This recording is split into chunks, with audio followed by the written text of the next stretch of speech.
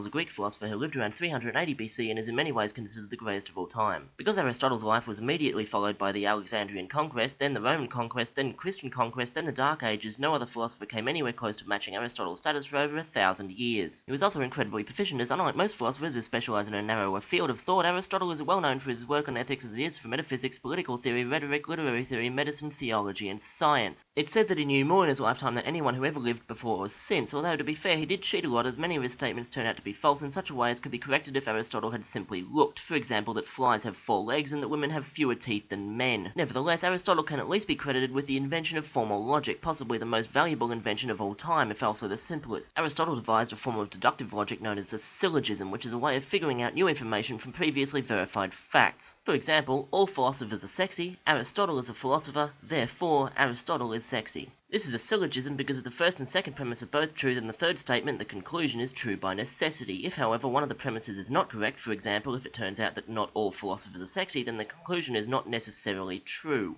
Note, however, that it does not make the conclusion false. It simply means that despite popular opinion, being sexy is not a prerequisite to being a philosopher. Aristotle figured that everything in the world could be analysed in terms of 2 groups of features, incidental features and essential features. An incidental feature is any feature that doesn't affect something's placement in a category. For example, a fish can be red, blue, yellow, or African savanna, but no matter what colour it is, it's still a fish. On the other hand, an essential feature is any aspect of something that is necessary for it to be that thing. For example, a fish that has no fins, no gills, doesn't live in water, has fur and whiskers, drinks milk and is named Archimedes Whiskers von Pussy Boots loses any right it has to be known as a fish. For Aristotle, every statement that can be said about the world is either true or false. You can only have one or the other. Although this sounds perfectly reasonable, Aristotle nevertheless ran into a problem, namely the truth value of future statements.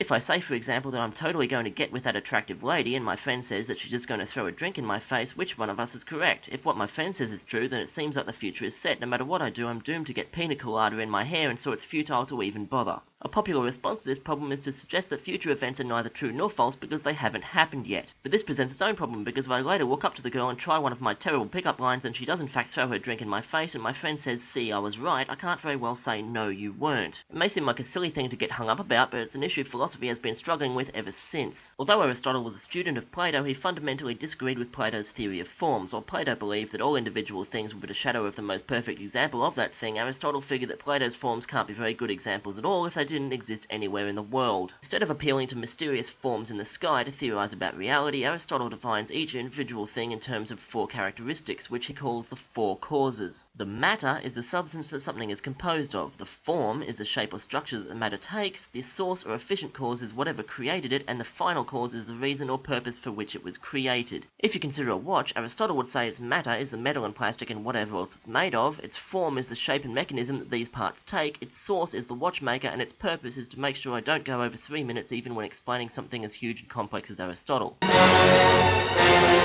This is nowhere close to everything Aristotle accomplished during his life. In fact, he wrote so much philosophy that it took the rest of us until the Renaissance to work through it all, and it was about that time that we realised to our horror that he'd been wrong about almost everything. Ironically, Aristotle himself would have been pissed off that it took us that long to question him.